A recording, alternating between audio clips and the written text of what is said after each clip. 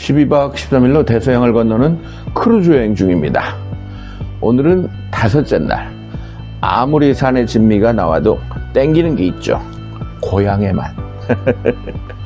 이 크루즈에는요, 온 세상 음식이 다 나오지만 승객들의 대부분이 서양, 그 중에도 백인들이 많기 때문에 그들이 좋아하는 음식 위주로 나옵니다. 오늘 아침에도요, 서양식 브렉퍼스트가 주 요리였죠. 가끔은 이 인도 음식이 나오기도 합니다. 그리고 동양식의 국수가 나올 때도 있고요. 일식도 있습니다만 대부분의 크루즈에는 유료 판매를 하고 있습니다. 여기도 스시집이 있는데 유료예요. 그렇다고 비싸지는 않아요. 그럼 과연 한식은 나올까요? 요즘 한국에서 출발하는 크루즈가 뜨고 있습니다. 일본, 대만, 홍콩으로 가는 배는요, 확실히 한식이 나옵니다. 제가 2번 타봤거든요. 한국 승객들이 대부분이니까 주방장은 그 외국 사람이더라도 김치, 비빔밥, 된장국, 잡채 이런 게 나오더라고요. 맛있어요. 예전엔 크루즈를 타기 위해서 비행기를 먼저 타야 했지만 요즘은 한국서 출발하는 크루즈가 많이 생겼어요. 크루즈 배가 들어오는 항구가 우리나라 7곳이 있는데 어딘지 한번 맞춰보실래요? 인천, 평택, 여수, 제주, 부산, 포항, 속초 맞나요? 틀리면 이 댓글로 정답을 좀 달아주세요. 제가 타고 있는 이 배는요, 대서양을 횡단하는 배라서 90% 이상의 승객들이 백인입니다. 백인. 당연히 음식도 그들 위주로 되어 있죠. 그런데 말입니다. 어제 식당에서 김치가 나왔다는 거 아닙니까? 김치가. 그걸 보는 순간 얼마나 반갑던지요. 근데 저만 반가운 게 아니라 손님들이나 승무원들도 김치를 너무 좋아하더라고요. 김치가 See, I am back. Yeah, back. That is a danger. Why don't you name Korean food that you know? 된장, 된장, 삼계탕, 김치찌개, 김치찌개. 탕수육, You said 탕수육. Yeah, It's Chinese. 삼겹살. 삼겹살. You said 떡국. yeah, that, what is that? Rice cake. Yeah, the bibimbap. 비빔밥. See, you know, I learned before I have Korean boyfriend. He teach me, I know how to cook, I will make kimchi also. You make it. You made it. Yeah. Wow. No, not me. Not this one? You can make the kimchi. Okay. You have a Korean boyfriend? I will. You will? 보이프렌드를 원한다고 그러는데 나 어떠냐고 그러면 또 맞아 죽겠죠. 하여튼 한국이 유명해지니까 여기저기 다니면서 여러 가지 장점들이 많아요. 김치를 배에서 먹을 수 있다니. 김치 맛 좀 볼게요.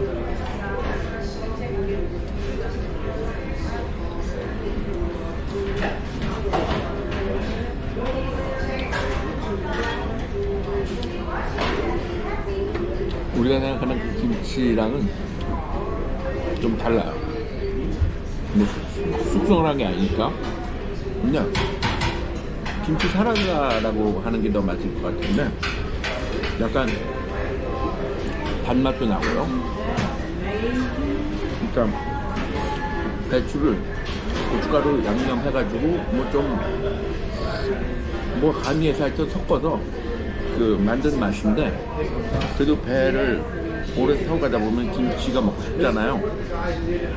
그럴 경우 이렇게 신선하게 버무린 김치가라도 나와주니까 너무 감사합니다. 이게 모두 우리나라의 위상이 높아졌기 때문입니다. 가정을 하기도 싫지만 우리가 중국에게 먹혔다면, 우리가 일본에게 빼앗겼던 나라를 되찾지 못했다면, 아리가또 사요나라 이러면서 유튜브 해야 될지도 몰라요.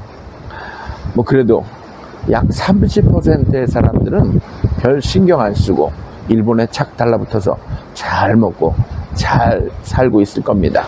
2차 세계대전 당시에도요, 독일에게 점령당한 프랑스, 그 프랑스 국민들도 독일에 빌붙어서 잘 먹고 잘 산 사람들도 많았다고 합니다. 아, 그 레지스탕스는 어떻게 된 거냐고요?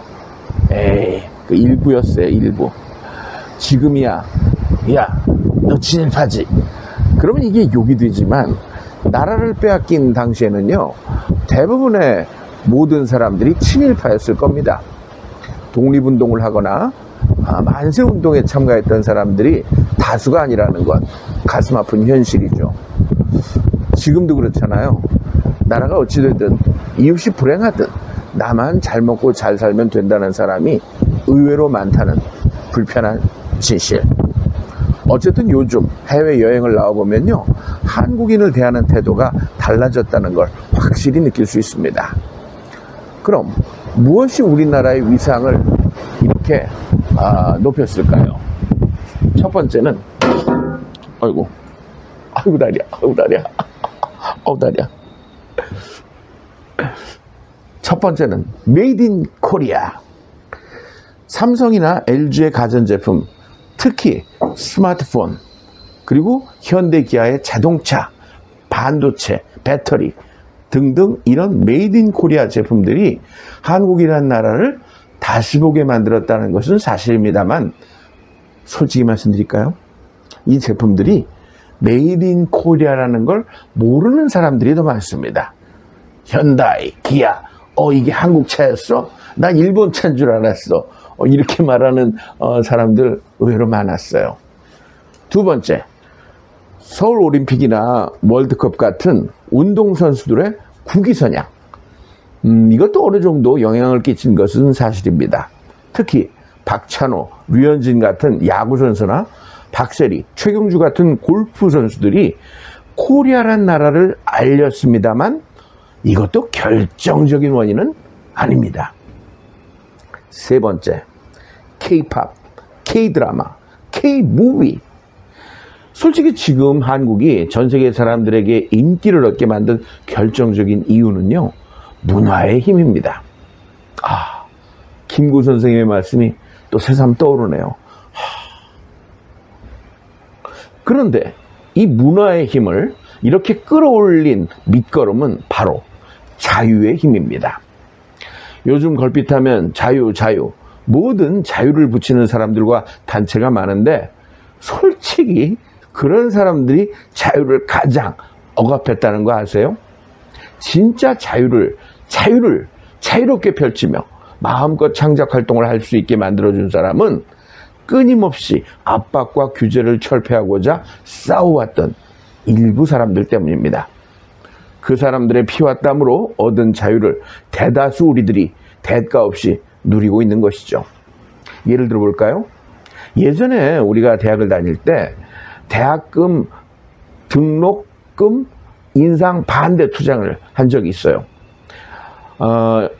수업료를 올리는 걸 반대합니다 이러면서 참가했던 학생들 10%도 안 됐을 겁니다.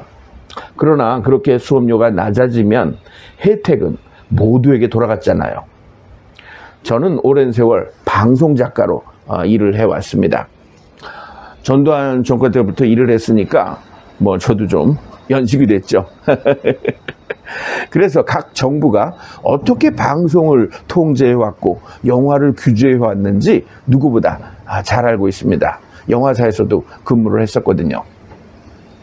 강남에 있던 시네하우스 있죠. 거기서 제가 근무를 했었어요. 요즘 젊은이들은 믿지 못하시겠지만 경찰이 돈을 받거나 선생님들이 촌지받는 장면은요, 전부 삭제 처리가 돼야 했어요.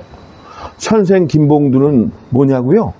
그건 독재 정권이 사라지고 민주화 정권이 들어선 다음에나 나올 수 있었던 그런 작품들입니다. 요즘 세계인들이 열광하는 K-팝 드라마나 영화를 만들기 시작한 시점은요, 우리나라의 창작의 자유가 보장되기 시작한 시점과 일치합니다. 지금 당장 모든 자유를 구속하고 소재에 제한을 두고 자기 마음에 들지 않는 창작물을 만든 사람들을 잡아 가둔다면 공들여 쌓아왔던 K문화는 한순간 사라질 것입니다. 우리는 그런 위기를 최근에 겪어봤고요.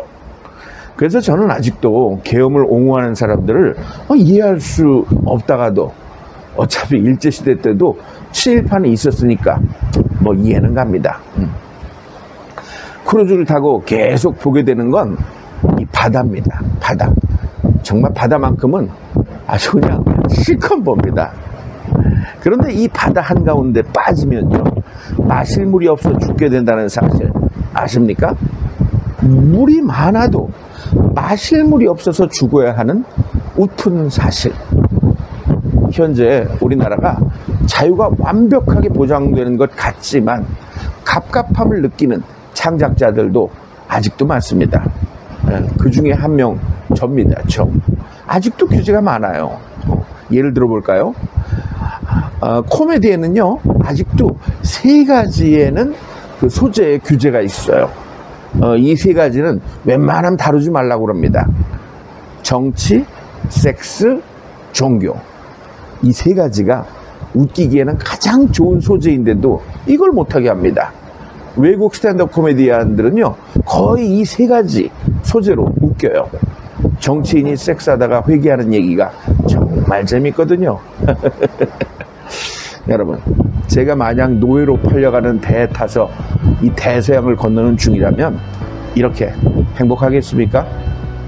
자유롭게 내 스스로 결정한 항해이기에 가장 행복한 시간을 저는 지금 보내고 있는 것입니다.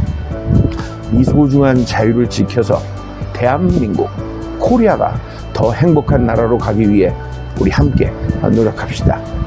와, 막 그냥 애국가라도 막 불러야 될 것 같은 그런 분위기죠.